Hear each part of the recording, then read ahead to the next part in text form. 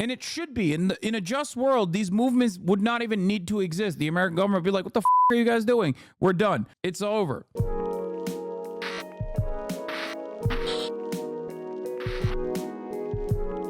saying it. Colombia's pro-Palestinian encampment triggered similar student protests across the country and renewed calls for universities to divest themselves of investments in Israel and companies profiting from the Israeli war in Gaza. It's the most intense and contentious debate that I've seen over how university endowments should be invested. So, what would divestment look like? How realistic is it? And what are the challenges involved? What began at Columbia University on April 17th has swept college campuses across the country.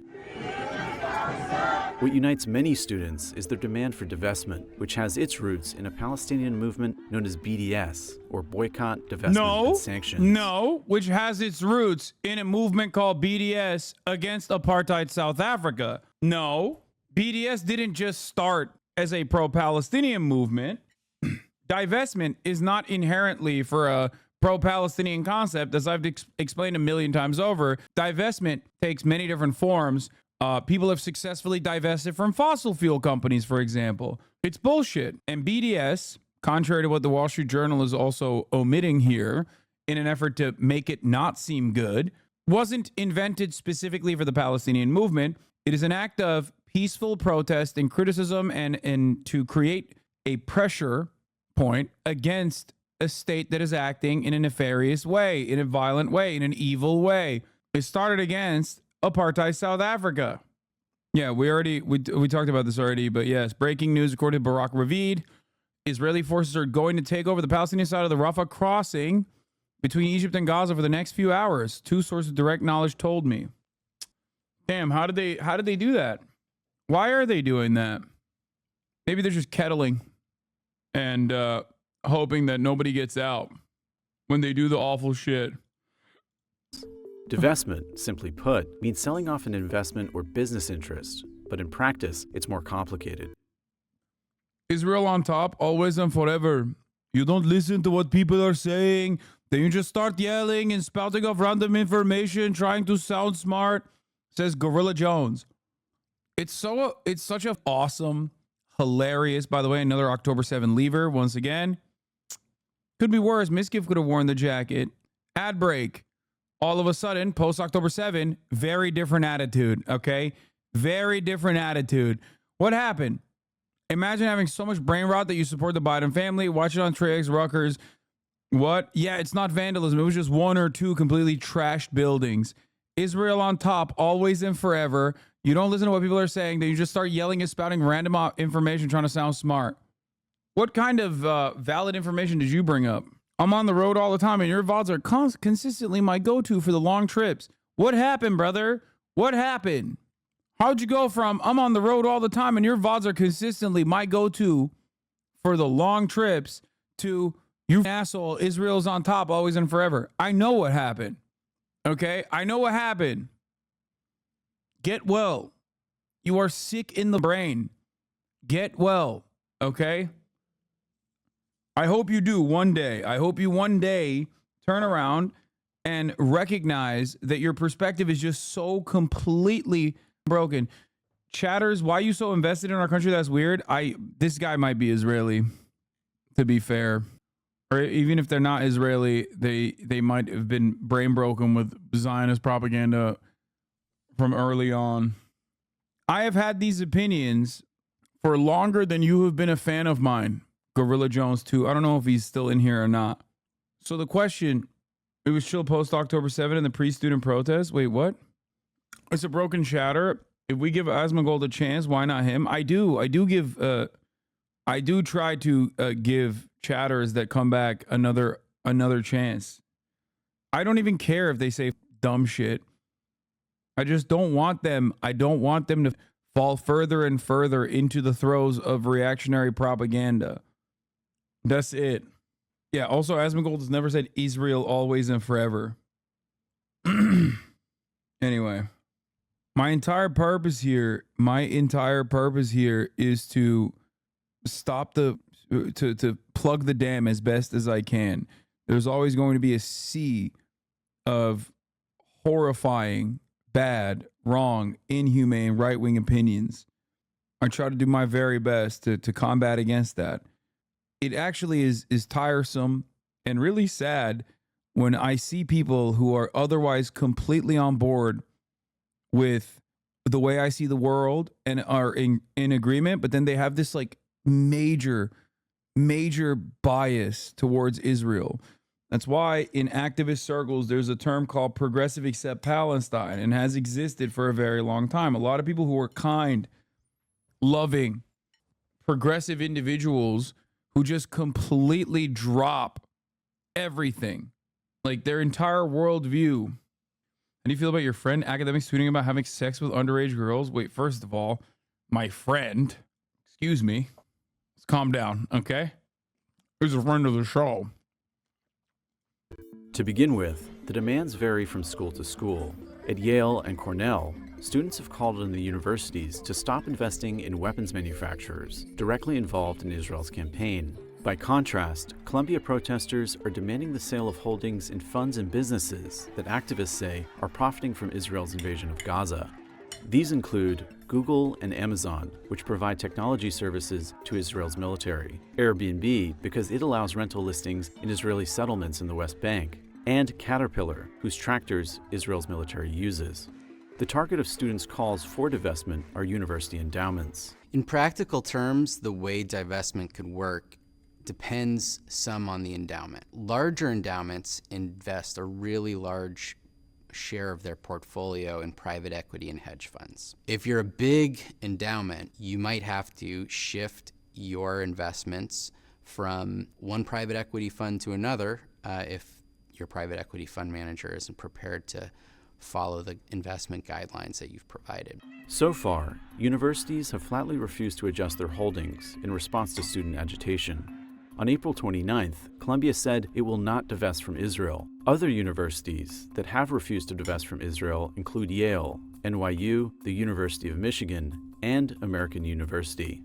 Calls for divestment have long been a feature of student protests, but perhaps the best-known divestment campaign was during the 1970s and 80s, when activists compelled universities to cut ties to South Africa, then under all-white rule. In 1985, Columbia said it would sell $39 million of stock it held in companies including Coca-Cola, Ford, and Mobil Oil. Eventually, more than 150 universities divested themselves.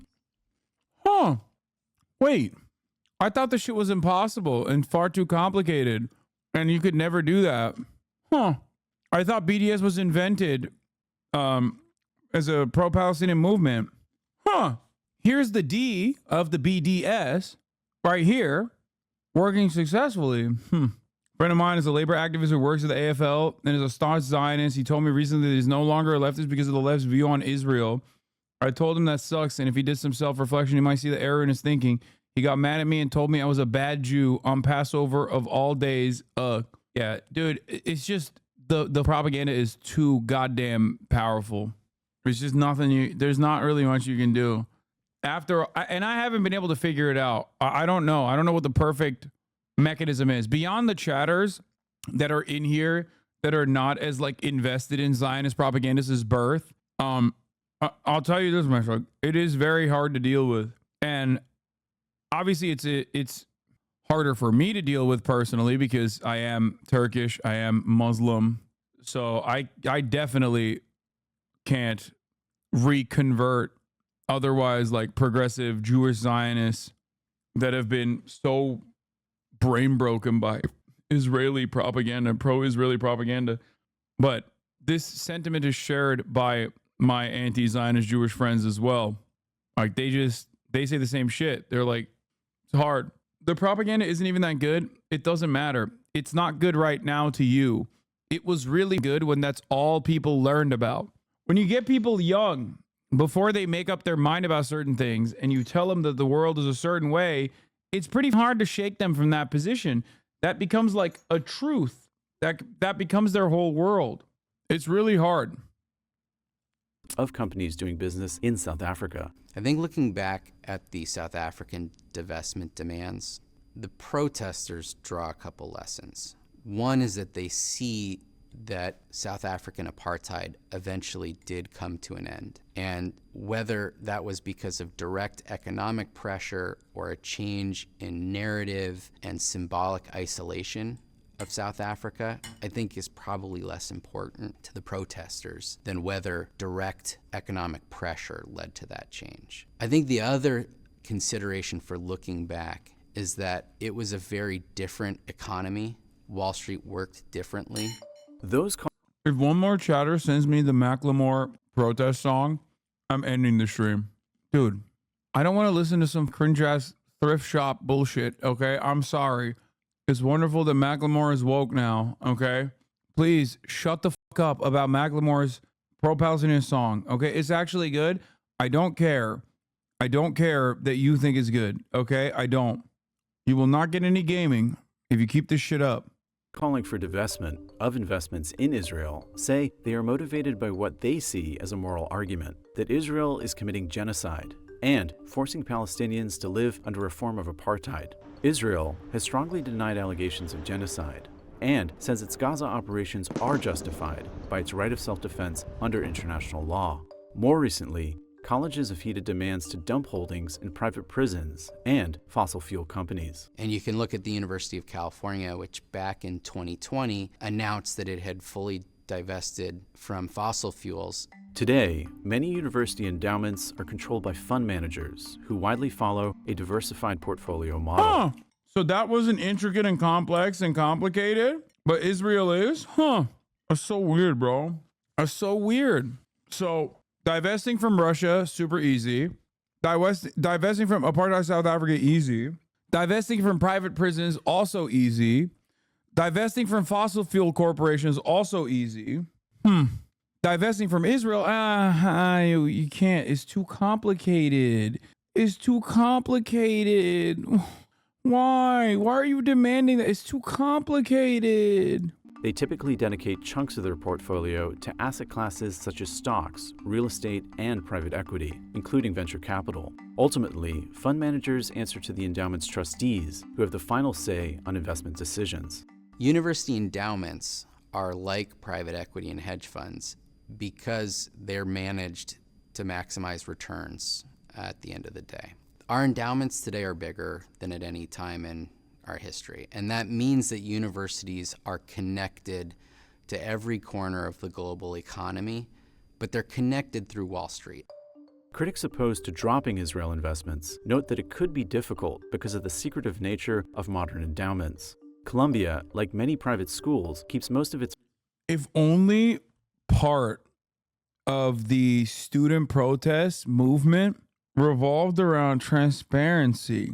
If only part of the student protest movement, one of the demands being made was also financial transparency. Oh, well, what is the word? Yeah, disclosures?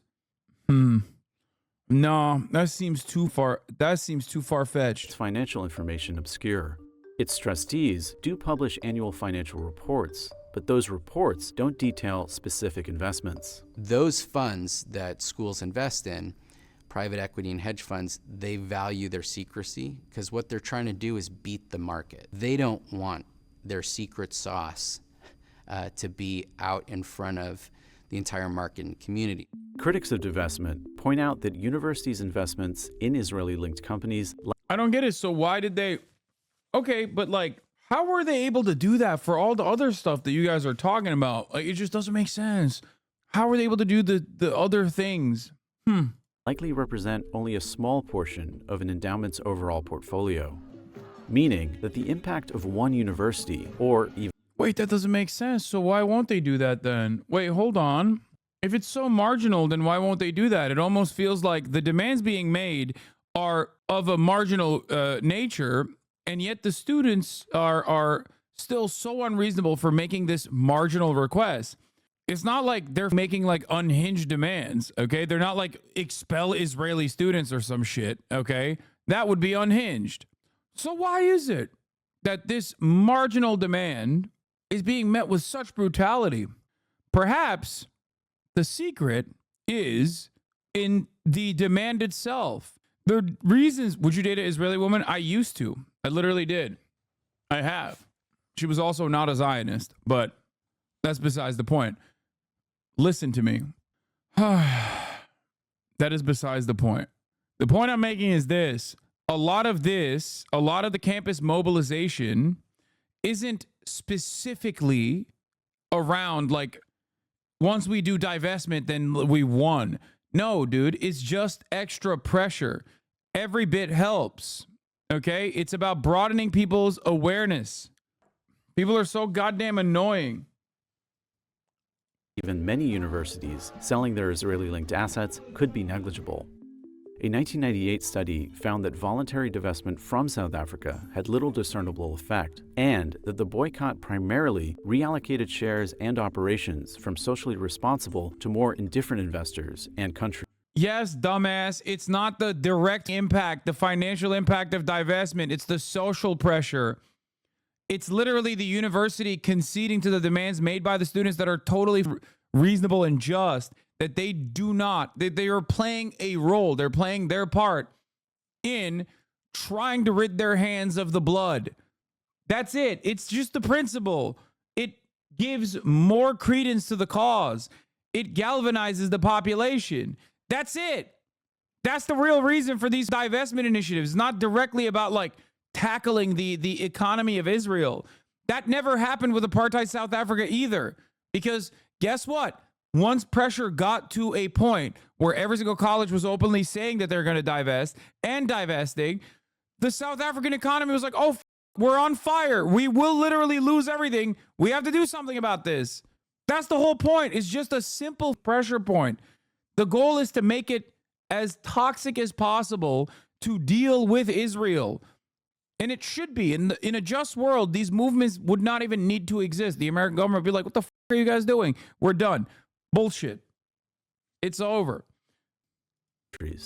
Similarly, a 2021 paper found that divesting of dirty companies that fail to meet ESG criteria is not nearly as impactful as its practitioners might like to believe. Another hurdle to divestment is the nature of modern endowments. Bro, does the South African apartheid still exist or not? Suck my dick. The whole point is every movement in that direction, making it more politically unmanageable to deal with South Africa, is good.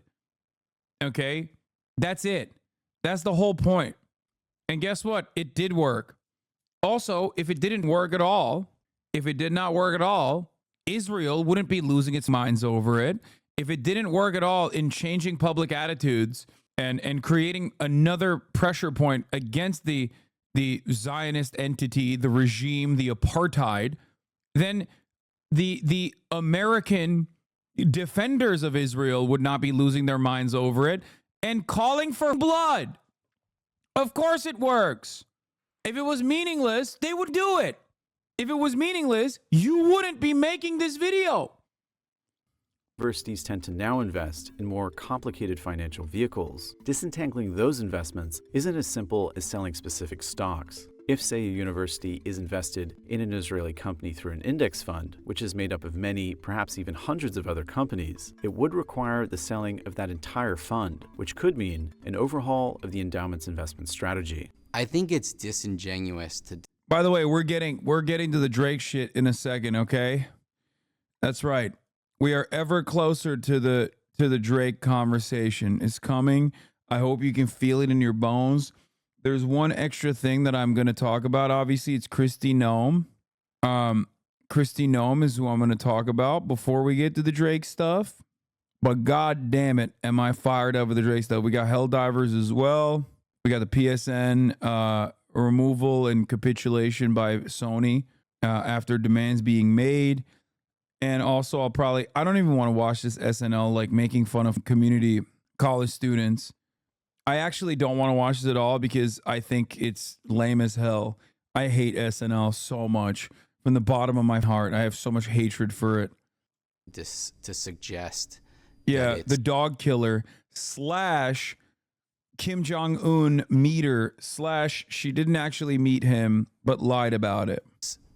too complicated to divest from a certain set of assets in the economy because it shuts down debate. There really are a lot of investment managers out there whose business is to help investors like endowments to invest their assets according to criteria that aren't just maximizing return on investment. Man, shut the up. Shut your bitch ass up, dude. I don't want to hear this shit. Okay. Skipping Trump. I don't care. He can hold this L. New York City Mayor Eric Adams joins us now. Mayor Adams, as I understand it now, 2 of the city's universities have now asked. Hey, if you don't ask this dipshit why one of his officers actually shot live ammunition when dealing with unarmed student protesters inside of Hind Hall, you should be fired from your job. In a just world, you would be. Have authorized the NYPD to come in and help clearing campus on their campuses. We see NYU and the New School. What is the very latest in New York right now? And several of our college ask the same, and we want to ensure we protect democracy and the right to protest. But we have an obligation that when those protests reach the point of violence, as the president stated, we have to ensure that we use a minimum amount of force to terminate what is perceived to be a threat, not only by our intelligence, but also the school and college officials. And you had said that you had been saying for days, if not weeks, that there were outside agitators that were, that were doing this stuff or provoking a lot of the stuff we've seen on the campuses. So, particularly at Columbia, should the NYPD have gone in earlier, in your view? Is that the suggestion? That determination, we communicated with the college officials for several days leading up to the New York City Police Department action. And we knew we had to get permission unless there's imminent threat to life. It's so crazy, but you are watching. It's a wonderful demonstration of how consent is manufactured. The actions of the NYPD are necessary and not considered violent, even though they objectively are. The actions of the students, on the other hand, which, by the way, were not violent at all, are considered violent, both in their rhetoric and both in their actions. Just think about that. Or severe threat to property. And once the schools made the determination, we shared the information that we had. Our intelligence division looked at it, and it was concerning to me. Yeah, the counterterrorism unit, dude. Incredible. But we were not going to overstep our legal authority and right to do so. I want to read you something that New York Congressman Jamal Bowman wrote earlier this week about the NYPD's presence on campuses Tuesday night.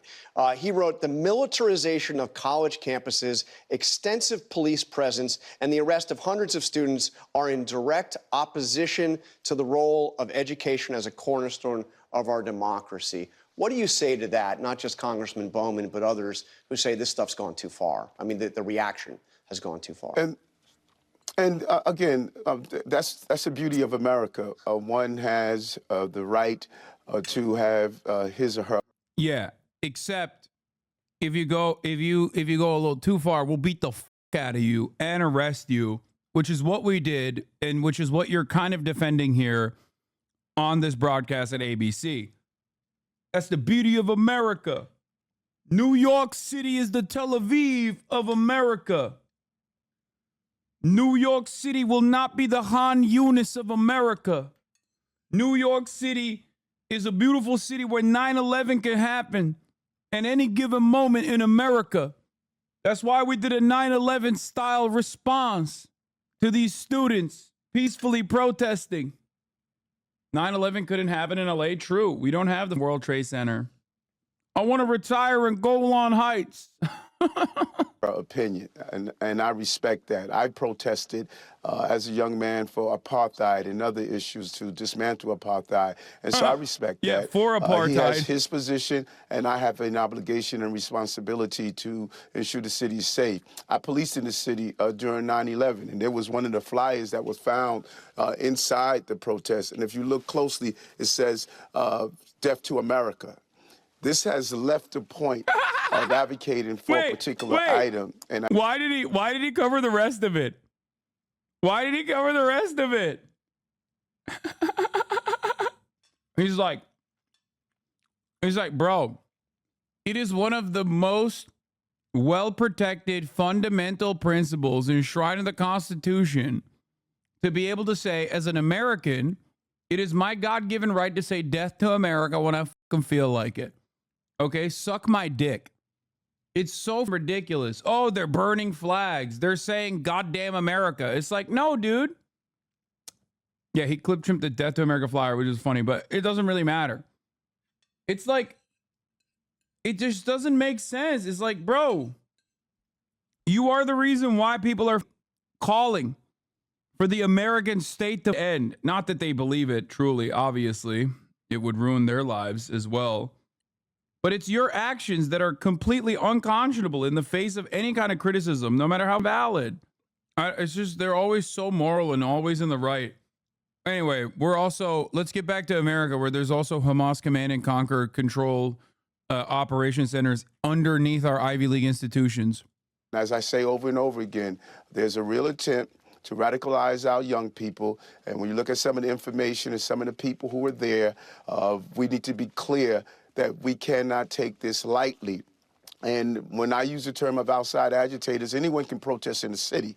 But when you're on college grounds and you do not attend that college, you are an outsider. And then when you train people to do destructive things, you are an agitator. And so I'm not trying to be politically correct. I'm trying to be correct for the city of New York as we make sure the city continues to be safe. All right, and bottom line, Mayor, there's several graduations scheduled in New York City over the rest of this month.